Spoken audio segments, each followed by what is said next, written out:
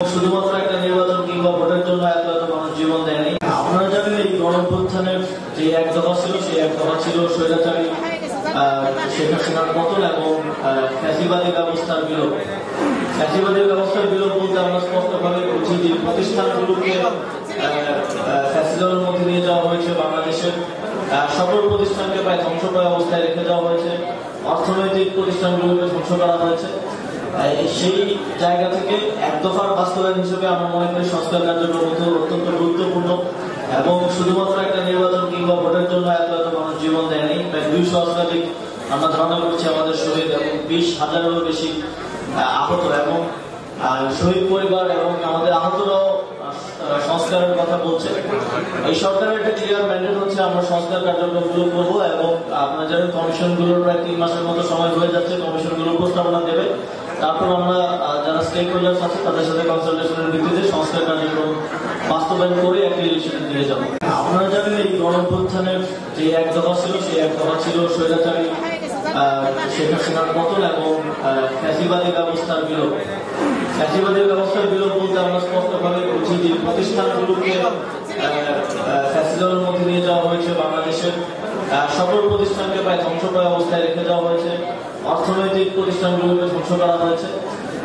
সেই জায়গা থেকে এক দফার বাস্তবায়ন হিসেবে আমরা মনে করি সংস্কার কার্যক্রম অত্যন্ত গুরুত্বপূর্ণ এবং শুধুমাত্র একটা নির্বাচন কিংবা ভোটের জন্য এত এত মানুষ জীবন দেয়নি। প্রায় 200 শতাধিক আমরা ধারণা করছি আমাদের শহীদ এবং 20,000-এরও বেশি আহত এবং শহীদ পরিবার এবং আমাদের আহতরাও সংস্কারের কথা বলছে। এই সরকারের একটা ক্লিয়ার ম্যান্ডেট হচ্ছে আমরা সংস্কার কার্যক্রমগুলো করবো এবং আপনারা জানেন কমিশনগুলোর প্রায় 3 মাসের মতো সময় হয়ে যাচ্ছে। কমিশনগুলো উপস্থাপনা দেবে, তারপর আমরা যারা স্টেক হোল্ডার্স আছে তাদের সাথে কনসালটেশনের ভিত্তিতে সংস্কার কার্যক্রম বাস্তবায়ন করে একটা ইলেকশনে দিয়ে যাবো।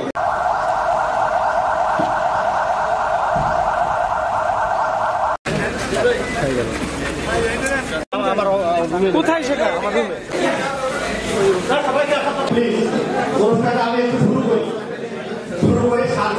আমি উপজেলা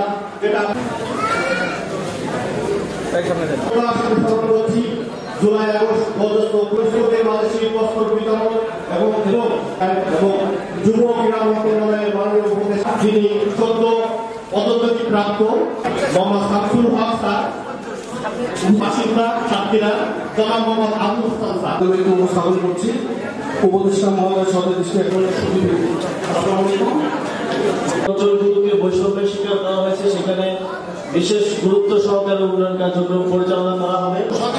তাদেরকে আপনি বেছে নিয়েছেন, এই জন্য স্যার আপনার প্রতি আবার অপরাধ যে কোনো জায়গাতেই ঘটতে পারে, সেক্ষেত্রে শহরে যেমন রয়েছে।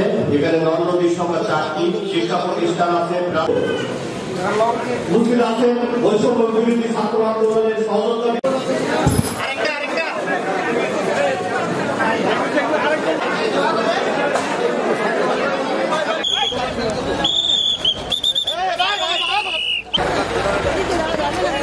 গাড়ি করো।